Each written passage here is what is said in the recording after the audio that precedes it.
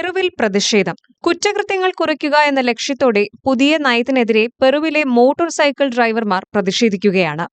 April 14 നടപ്പിലാക്കിയ സർക്കാർ നടപടി മോട്ടോർ സൈക്കിൾ ഡ്രൈവർമാരെ യാത്രക്കാരെ കയറ്റുന്നതിൽ നിന്ന് തടയുന്നു.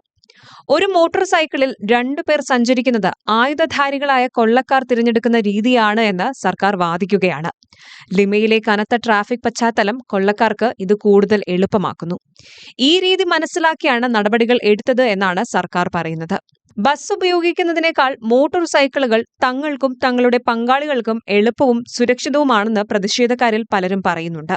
വാഹനത്തിന്റെ ലൈസൻസ് പ്ലേറ്റ് നമ്പറുള്ള വെസ്റ്റുകൾ ധരിക്കുന്നതിന് പുറമെ മുഖത്തിന്റെ ദൃശ്യപരത തടസ്സപ്പെടുത്തുന്ന അധിക ആക്സസറികൾ ഹെൽമറ്റിൽ ധരിക്കാൻ മോട്ടോർ സൈക്കിൾ യാത്രക്കാർക്ക് അനുവാദമില്ല.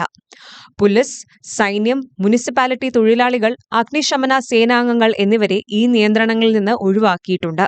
ഒരു ബസ്സിൽ 2 പേർ വെടിയേറ്റ് മരിച്ചതിനെ തുടർന്ന് മാർച്ചിൽ സർക്കാർ അടിയന്തരാവസ്ഥ പ്രഖ്യാപിച്ചപ്പോഴാണ് ആദ്യത്തെ നിയന്ത്രണങ്ങൾ ഏർപ്പെടുത്തിയത്. പിന്നാലെയാണ് ഇപ്പോൾ പ്രതിഷേധം പരക്കെ നടക്കുന്നത്.